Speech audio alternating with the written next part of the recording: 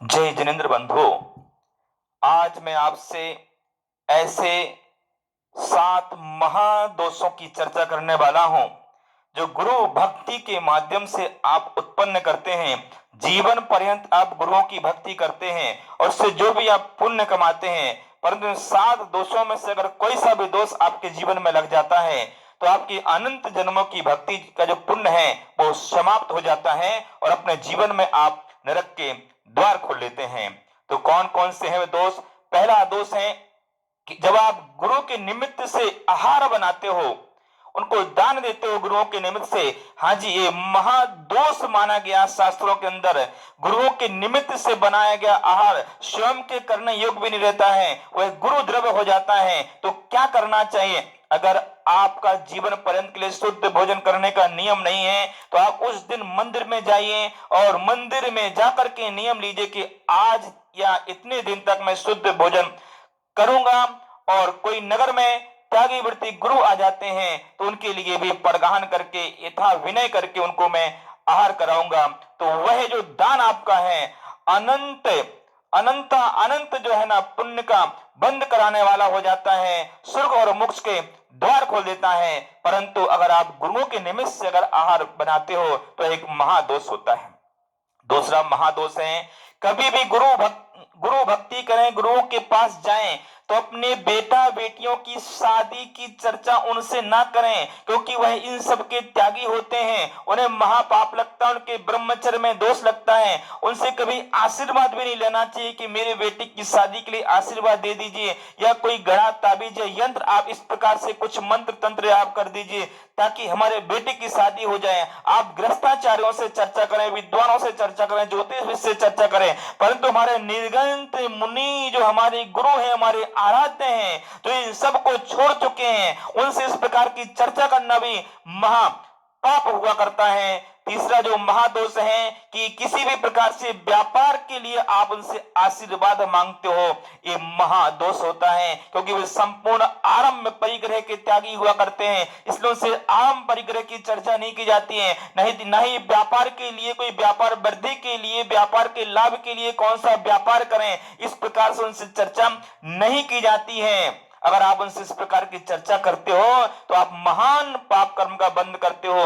गुरुओं के लिए तो दोष लग ही जाता है और आप उसमें निमित्त बनते हो तो आप महादोष के भागी हो जाते हैं, इसलिए ऐसा दोष कभी ना करें।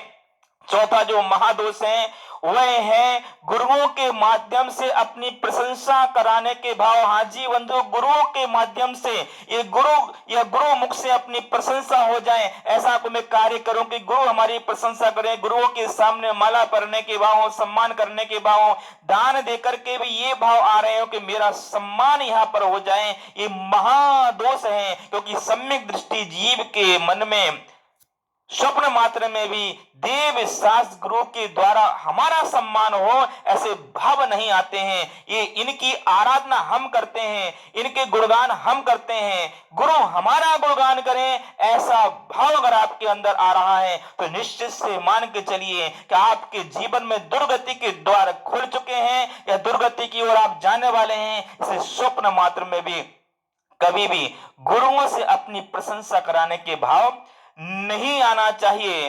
और जो चौथा जो आपका जो दोष है वह यह है कि गुरुओं से कभी कोई रिश्ता ना बने। जी हाँ बंधु, लोग ये तो मेरे पिता हैं, ये मेरे भाई हैं, ये मेरी माता हैं, ये मेरी बहन है, बिल्कुल नहीं। ये समस्त रिश्तों से ऊपर उठ चुके हैं, वो हमारे आराध्य हैं, उनसे श्रद्धे का संबंध होता है, पूज्य पूजक का संबंध हुआ करता है, आराध्य और आराधक का संबंध होता है, वो हमारी आराधना के योग्य हैं। संबंध तो घरों में बनाए जाते हैं, वो संबंध उनसे नहीं बनाना है। ये तो मेरी माँ है, ये मेरे पिता जैसी हैं, ये मेरे भाई हैं, ये मेरी बहन है, बिल्कुल नहीं। उनसे संबंध नहीं बनाए जाते हैं, उनसे तो सिर्फ एक गुरु और शिष्य का संबंध होना चाहिए, आराध्य और आराधना का संबंध होना चाहिए, इसके अलावा और कोई संबंध नहीं होना चाहिए।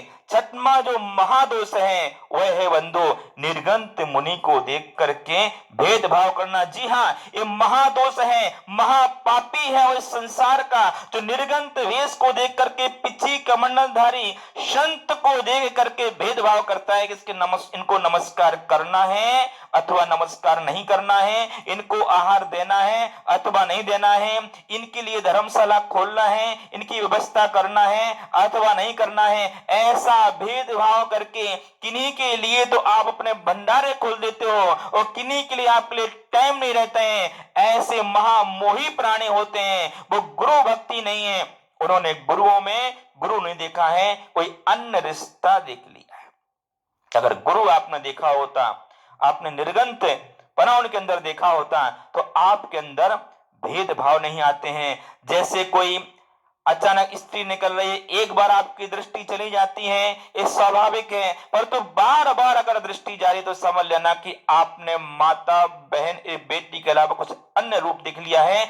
उसी प्रकार से किन्हीं निर्गंतों की आप पूजा करते, किन्हीं की नहीं करते हो, तो समझ लेना चाहिए कि निर्गंत के अलावा कुछ और रिश्ता आपने उनसे मोह के वसूल बना लिया है कि इनसे कोई लाभ हो रहा है, धन दान की वृद्धि हो रही है, ये हमारे परिवार के लिए कुछ अच्छा सा बता देते हैं, हमारे बेटा बेटी के लिए कुछ एजुकेशन के लिए कुछ अच्छा सा बता देते हैं, हमारे व्यापार वृद्धि के लिए इनके आशीर्वाद से कुछ इस प्रकार से चल रहा है। ऐसे मन में कुछ न कुछ लोभ, सांसारिक चीजें मन में बसी हुई हैं, तो आप व्यक्तिगत किसी साधु की पूजा पाठ अर्चना करने के लिए चले जाते, दान पूजा करने के विहार कराते हैं, सब कुछ करते हो, परंतु संपूर्ण निर्गंत ब्रह्मांड में जहां जहां निर्गंत पना है, जिन लिंग है उनका मैं भक्त हूं, उनकी मैं भैया वृत्ति करूंगा, उनकी मैं सेवा करूंगा, ऐसे भाव आपके अंदर नहीं आते। और दूसरी बात है कि कभी गुरुओं से इधर उधर की चर्चा ना करें। जी हाँ, जब भी आप उनके पास में जाते हैं तो सिर्फ अगर आपके मन में कोई धार्मिक प्रश्न नहीं उठ रहा है तो मौन पूर्वक आप बैठे रहिए, क्योंकि गुरु एक ऐसी आग है, ऐसी आग है जहां आपने थोड़ी सी भी हलन चलन करी वो आपके समस्त पुण्य की राशि को जला डालेगी।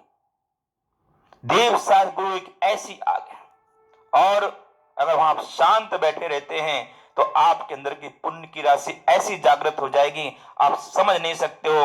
तो गुरुओं के पास जब कभी भी जाएं, सिर्फ धार्मिक तत्व चर्चा ही करें, इधर उधर की चर्चा ना करें। इधर उधर की आप चर्चा करते हैं, आप भैया वृत्ति कर रहे हैं, आप किसी व्यक्ति की बात लेकर के बैठ गए, हो सकता है वो अपने उस समय कोई आत्मा का चिंतन कर रहे हो, कोई श्लोक का चिंतन कर रहे हो, और आपने बात इधर उधर की रख दी और वो कनेक्टिविटी टूट गई, आपने ज्ञानावरणम कर्म का वहां पर बंद कर लिया। स्वयं की आत्मा को अनंत ज्ञान से, केवल ज्ञान रूपी लब्धि से आपने बहुत दूर कर दिया।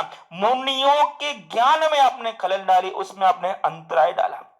इसलिए अगर कोई प्रश्न धार्मिक आपके पास हो, कोई समस्या का वास्तविकता में कुछ हो कि भाई इसका कोई विशेष आप दुखी हो, तो उपदेश मांगने के लिए जाइए कि मैं बहुत दुखी हूं, मेरा अशांतता का उदय बहुत चल रहा है, मन बड़ा अशांत चल रहा है, गुरुदेव मेरे मन में जो बार बार शोक के परिणाम आ रहे हैं, कुछ ऐसा उपदेश मुझे प्राप्त हो जाए जिससे मेरे मन में शांति हो।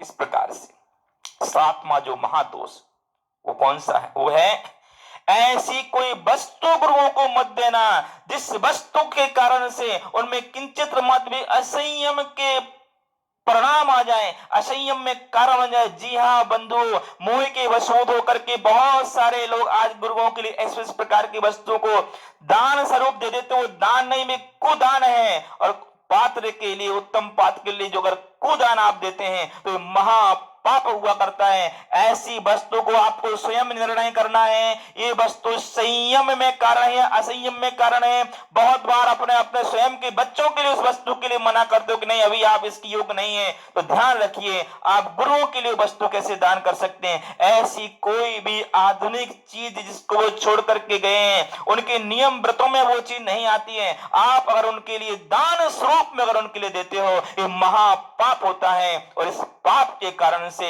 आप अपने जीवन में नरक और पशु गति के द्वारों को खोल रहे हैं, आपने जीवन में कितनी भी तीर्थ बंदना की हो, कितना भी स्वाध्याय किया हो, कितना भी जप तप माला किए हो, इनमें से एक भी दोष, अगर ऐसे तो और भी बहुत सारे दोष, पर एक भी दोष आपके जीवन में आ रहा है गुरु भक्ति के माध्यम से, तो आपका सारा का सारा पुण्य जीरो हो जाता है। तो बंधु, आशा करते हैं आपको जानकारी बहुत अच्छी लगी होगी। ऐसी जानकारी आपको देते रहेंगे। मैं आपके बीच में प्रतिष्ठाचार्य अरुण जैन, ज्योतिष वास्तु। ओम नमः।